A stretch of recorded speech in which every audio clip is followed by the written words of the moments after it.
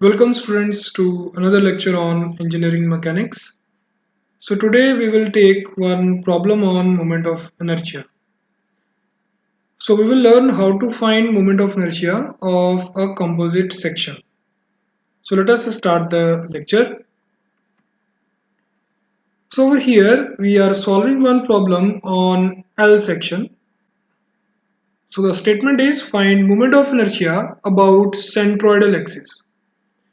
So we are given one figure, that is L section. Various dimensions of that section are also labeled, and its centroid is also shown to us and marked as G. From that centroid, two axes are drawn. One is labeled as XX and second is labeled as YY. So we know that any axis drawn through the centroid are called as centroidal axis. It means in this question we are asked to find IXX and IYY. So let us understand how we can find moment of inertia of this section about these two centroidal axes. Now you can see over here that position of its centroid is also labeled. So from this end it is at 25 millimeters and from base it is at 35 millimeters. So let us start the solution, and first of all we will find Ix, that is moment of inertia about centroidal axis XX. So we have removed the other axis for time being in order to understand solution better. So we have to find moment of inertia about this centroidal axis XX first. Now the first step is we have to convert this composite section into regular areas.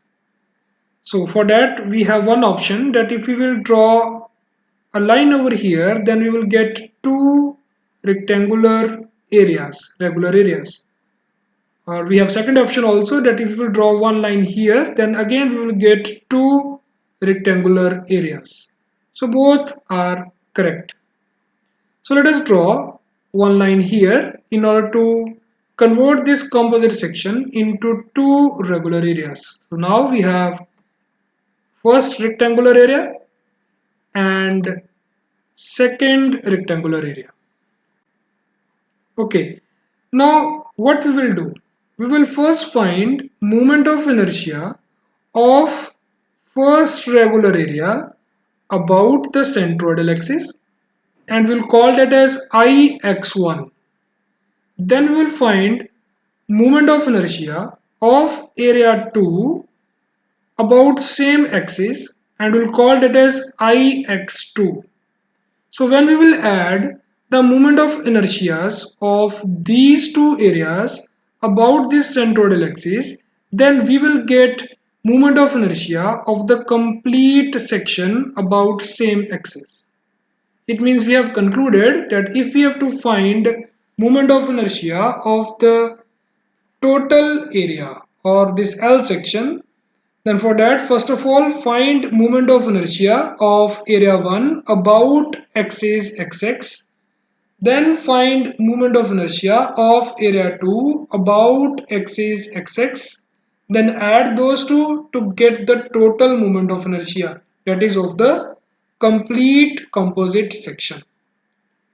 So let us first find Ix1, that is moment of inertia of area 1 about this centroidal axis XX. So let us see what are the steps to find that. So let us find Ix1. So what is the first step to find Ix1? First step is we will find area of first regular area. So we'll write step number 1 to find Ix1, area 1, that is small letter a 1. So we know area 1 is a rectangular area, so it will be equal to length into width. So 20 by 100, this will be 2000 mm square. Let us see that all the dimensions are in millimeters, so we have written mm square. Now after that, second step is we have to locate centroid of this area 1 first. So let us locate its centroid. So where the centroid of area 1 will lie? We know it is a rectangular area. So it will lie at L by 2 and B by 2. So L by 2 is 10 and B by 2 will be 50. So it will lie somewhere over here. So this is 50, that is 100 by 2, and this is how much? 20 by 2, that is 10. Now from that centroid, we will draw one line parallel to the axis about which we have to find the moment of inertia of this area. So we know that axis is a horizontal axis shown in this figure. So from centroid of area 1 labeled as G1, we have drawn one axis parallel to the main axis. So this axis is the centroidal axis of area 1. So now what we will do, we will first find moment of inertia of area 1 about its own centroidal axis. Then we will transfer that value to the main axis. That will help us to find the moment of inertia of area 1 about main axis. So we'll transfer that through parallel axis theorem. What parallel axis theorem says? Parallel axis theorem says that if you have an area and if you know area moment of inertia of that area about its own centroidal axis, then you can find area moment of inertia of that area about any other axis parallel to its own centroidal axis by using parallel axis theorem. So next step is find the area moment of inertia of area 1 about its own centroidal axis. We know that moment of inertia of a rectangular area about its own centroidal axis is given by the formula BD cube by 12, where B is that side of the rectangle which is parallel to the centroidal axis and D is that side of the rectangle which is perpendicular to the centroidal axis. Now you can see in this case we have this centroidal axis. So parallel to this we have this side of the rectangle. So this will act as B and this will act as D. It means moment of inertia about area 1 about its own centroidal axis will be BD cube by 12, that is 20 into 100 cube by 12. So once you know the moment of inertia of area 1 about its own centroidal axis, then you can find moment of inertia of area 1 about the main axis by using parallel axis theorem. So what is that theorem? In that theorem, we have to find distance between the main axis and the centroidal axis of area. So it means next step is we will find that distance. How much is distance over here? This is the centroidal axis of area 1 and this is main axis. So how much is the distance between these two parallel axes? We know its centroid is lying at 50 mm from bottom and this axis is lying at 35 mm from bottom. It means distance between these two is 50 minus 35, that is 15 mm. So that distance in parallel axis theorem is called as h. In this case we are dealing with area 1, so we'll call this distance as h1. So it means next calculation is h1, that is distance between the main axis and the centroidal axis of area 1. So that will be equal to 50 minus 35 is equal to 15 millimeters. Now next step is we will find moment of inertia of area 1 about its own centroidal axis, that is BD cube by 12. So that will be called as IG1. What is IG1? That is area moment of inertia of area 1 about its own centroidal axis, that is G1. So put the values. B is 20. Remember, B is that side of the rectangle which is parallel to the axis, and D is that side of the rectangle which is perpendicular to the axis. So this side is perpendicular to the axis. So we have taken D as 100. So from here we will get Ig1, that is moment of inertia of area 1 about its own centroidal axis. Now we will apply parallel axis theorem. So through parallel axis theorem, we will get Ix1, that is moment of inertia of area 1 about the main axis. So for that, what we have to do? We have to multiply area 1 with h1 square. Over here you can see we have multiplied area 1 with h1 square. Then we have to add that term to the moment of inertia of area 1 about its own centroidal axis, that is Ig1 plus a1 h1 square. So this is parallel axis theorem which we have learned in the previous lecture. So put these values, put the value of Ig1, put the value of A1, put the value of H1 and take the square of that. Then you will get value of Ix1. So what is Ix1? Ix1 is the moment of inertia of area 1 about the main axis. Now what is the next step? Next step is, now we'll find Ix2. What is Ix2? Ix2 is moment of inertia of area 2 about main axis, and we'll follow same steps. So let us find Ix2. So for Ix2 we have to follow same steps. That means first of all we will calculate its area. So we'll write serial number 2, area 2, that is A2. So that will be equal to length into width. So how much is width? Width is 20. So how much is length? Now that we have to see. Total length is given as 80 millimeters minus 20 millimeters. It means its length is 60. So 60 into 20, you will get 1200 mm square. Now after that, what we will do? We will locate the centroid of area 2. And where the centroid of area 2 will lie? It will lie at L by 2 and B by 2. So L is 60.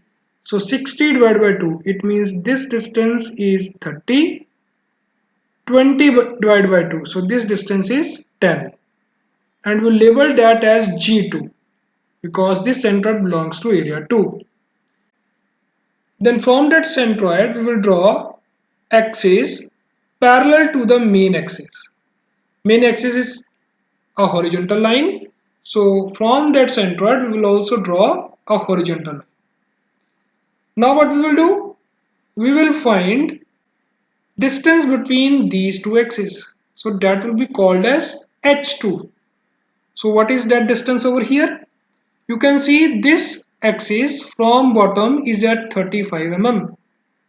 But this distance we know is half of B by 2, that is 10. So distance between these two axes H2 will be equal to 35 minus 10, that is 25. So let us do that calculation. H2, 35 minus 10 equal to 25. Now what is next step? Next step is find moment of inertia of area 2 about its own centroidal axis.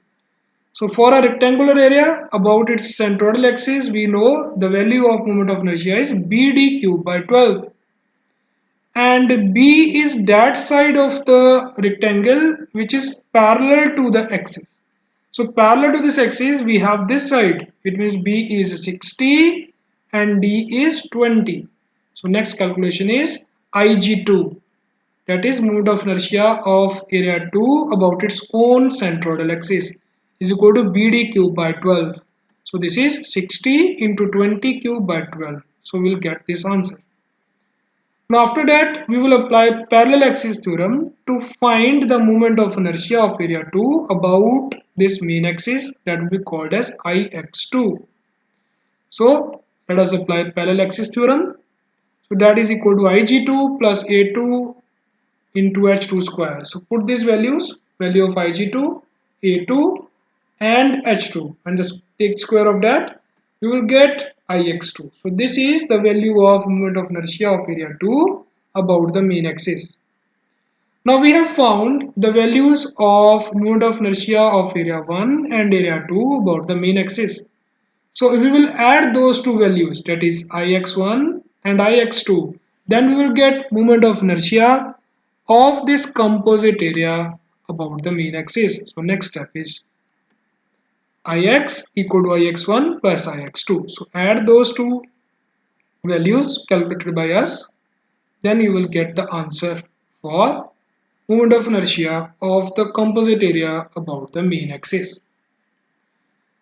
Now we will find moment of inertia of this composite section about the second centroidal axis, that is along y direction. So again we will say that find moment of inertia of area 1 about the main axis. Then find moment of inertia of area 2 about the main axis. Add these two values to get the moment of inertia of the whole area about the main axis. So we will say first find Iy1, then find Iy2, then add these two to get Iy. It means now equation will be Iy equal to Iy1 plus Iy2. So let us first find Iy1, that is moment of inertia of area 1 about the main axis. So for that what we need to do, the first calculation will be related to the area. So that will be length into width. So 100 into 20. Now what is the next step? Locate the centroid of area 1. So we know centroid of rectangle lies at B by 2 and L by 2. Means it will be 50 from bottom and 10 from this left end. Let us label that as G1. Now from that centroid, draw one line or draw one axis parallel to the main axis. Now बच्चे see carefully. This time main axis is vertical axis. So from the centroid we have to draw vertical line now. Earlier we were drawing horizontal line because the main axis was horizontal. But now main axis is vertical. It means from that centroid we have to draw axis which will be a vertical axis because we have to keep it parallel to the main axis. Okay, now what is the next step? Find the distance between these two axes. That is the main axis and the centroidal axis of area 1. So that will be called as H1. That will help us in parallel axis theorem. So what is H1 now? You see distance of this main axis from this end is given as 25. But we know this distance is L by 2, that is 20 by 2. So this is 10, this is 25. So 25 minus 10, that will be distance between the two parallel axes, that will be H1. So 25 minus 10. Now what is the next step? Next step is find the moment of inertia of area 1 about its own centroidal axis. Now we know that for a rectangular area, moment of inertia about its own centroidal axis is given by the formula BD cubed by 12. B is that side of the rectangle which is parallel to the axis about which we want to find the moment of inertia. So you see we have this rectangle, area 1.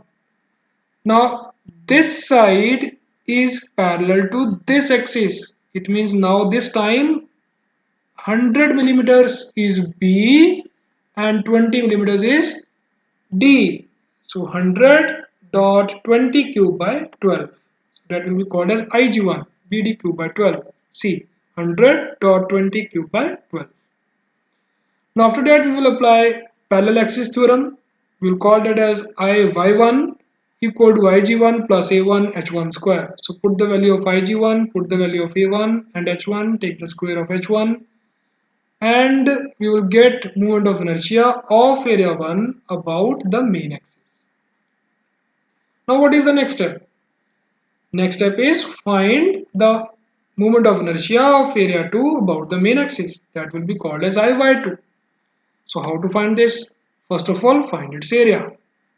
So it is a rectangular area. It means length into width. Length we know this is 60 by 20. So we will get A2. What is the next step? Find its own centroid. So the centroid will lie at L by 2 and B by 2. That means this distance is 60 by 2, 30. This distance is 20 by 2, 10. And from that centroid, draw axis parallel to the main axis. So this time main axis is vertical axis. So from that centroid, draw axis of the area 2 as vertical axis. Now what is the next step? Find the distance between those two axes. That will be called as h2, which will help us to find moment of inertia of area 2 about the main axis through parallel axis theorem. So what is the distance between these two axes? Let us see carefully. You can see that this main axis is 25 mm from this end. Now let us find the distance of this centroid from this end. We know this distance is 30 L by 2 plus 20. So this total distance is 50. It means distance between these two will be 50 minus 25. That will be equal to 25.